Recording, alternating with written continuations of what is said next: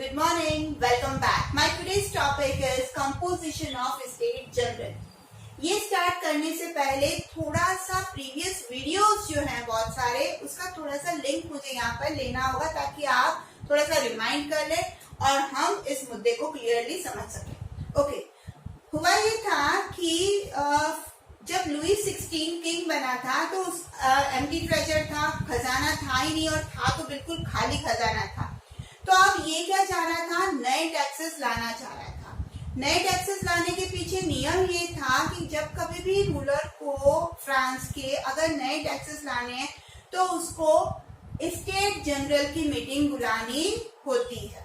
ठीक है, अब स्टेट मतलब 3 स्टेट है। फ्रेंच सोसाइटी के अंदर हमने प्रीवियस वीडियो में देखा था कि फर्स्ट क्लर्जी, सेकंड नोबिलिटी और थर्ड जिसमें फार्मर, पीजेंट और कुछ बिजनेसमैन ये लोग थे।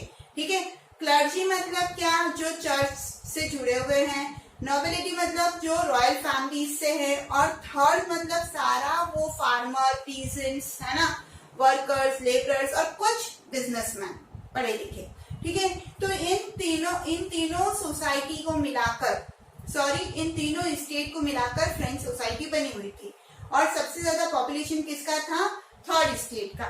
ठीक है, अब जब स्टेट जनरल की मीटिंग बुलानी है कोई भी टैक्स लाने के लिए, तो यहाँ पर ये जो मीटिंग बुलाई गई ना, उसमें क्या सीन हुआ, कितने लोगों ने पार्टिसिपेट किया, ये हम आज यहाँ पर देखने वाले हैं। ठीक है, The State General was a political body to which the 3 states sent their representative.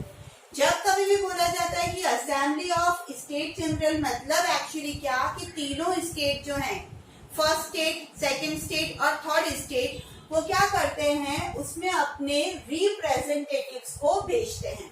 मतलब फर्स्ट क्लास के जो लोग हैं उसमें से कुछ सिलेक्टेड लोग जाएंगे, सेकंड क्लास के जो लोग हैं उससे कुछ सिलेक्टेड लोग जाएंगे और थर्ड क्लास के जो लोग हैं उनमें से कुछ पढ़े लिखे सिलेक्टेड लोग ही जाएंगे। तो ये मेंबर्स जाते हैं, ये रिप्रेजेंटेटिव जाते हैं, तब स्टेट जनरल असेंबली होती है। ठीक है, the last time it was done in 1614। अभी हम क्या देख रहे हैं, 1789 लास्ट ऐसी जनरल स्टेट की मीटिंग या असेंबली जो हुई थी वो 1614 में हुई थी, उसके बाद हुई नहीं। अब क्योंकि लुई 16 को खजाना खाली मिला, मतलब मिला ही नहीं, तो अब खजाना भरने के लिए नए टैक्स लाने पड़ेंगे और नए टैक्स लाने हैं तो आपको स्टेट जनरल के लोगों को, रिप्रेजेंटेटिव को बुलाना ही पड़ेगा। तो on 5 May 1789 Louis XVI called Assembly of the State General to pass proposal for new taxes. तो 5 मई 1789 में क्या हुआ, लुई 16 ने क्या किया, असेंबली को कॉल किया। ठीक है, ताकि वो क्या कर सके, नए टैक्सेस लगा सके। The first and the second state sent 300 representative each. Sorry, here we have to write each. अब देखना समझना, फर्स्ट क्लास यानी फर्स्ट स्टेट जो था क्लर्जी, उन्होंने 300 रिप्रेजेंटेटिव्स भेजे। सेकंड स्टेट जो था है ना, नोबिलिटी, उन्होंने भी क्या किया, 300 रिप्रेजेंटेटिव्स भेजे।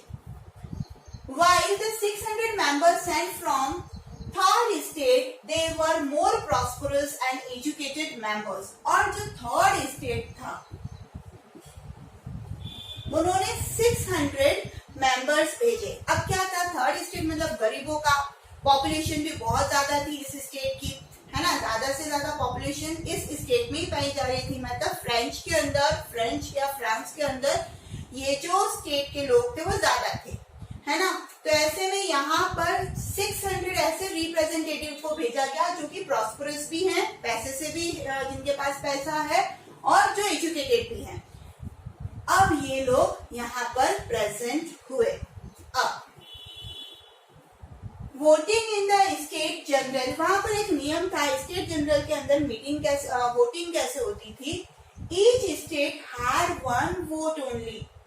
हर स्टेट को क्या देना है, सिर्फ एक ही वोट देना है। मतलब अगर हमारा मान लीजिए हम एक ग्रुप में है, बहुत सारे जने, 300 लोग हम एक ग्रुप में, 300 दूसरे ग्रुप में। अब हमें क्या करना है, वोट करना है। तो हम क्या करेंगे, आपस में डिस्कस कर लेंगे और हाँ या ना का एक अपन क्या करेंगे, एक टैग दे देंगे कि हमारे ग्रुप का ये वोट है, ठीक है। उस तरीके से यहाँ पर नियम ये था कि ईच स्टेट हैड 1 वोट। तो जरा समझना, फर्स्ट स्टेट जो क्लर्जी है उसका 1 वोट हो गया, सेकंड का भी 1 वोट हो गया और थर्ड का भी 1 वोट हो गया। अब अगर मेजोरिटी वाइज देखा जाए, अगर दोनों ही फर्स्ट और सेकंड ग्रुप अगर किंग की हाँ में हाँ मिला लेते हैं तो मेजोरिटी वाइज तो दोनों ही वोट किंग को चले गए, तो इनका तो होना या न होना बिल्कुल बेकार हो गया।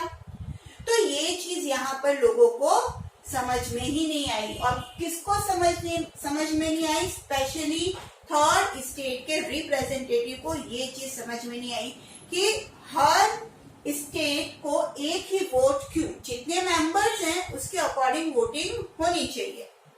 तो ये बात रखी, but the members of the third state demanded that each member should have 1 vote.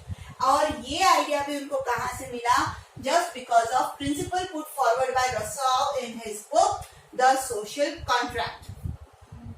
जिस तरीके से मेरे प्रीवियस वीडियो में मैंने आपको बताया था कि किस तरीके से फिलोसोफर्स और थिंकर्स जो थे वो लोगों को अपने विचार बता रहे थे और लोग उनसे प्रभावित हो रहे थे, है ना। उनको भी लगने लग गया था कि नहीं, एक कॉन्ट्रैक्ट होना चाहिए, पावर को डिवाइड करना चाहिए, डिवाइन को खत्म करना चाहिए।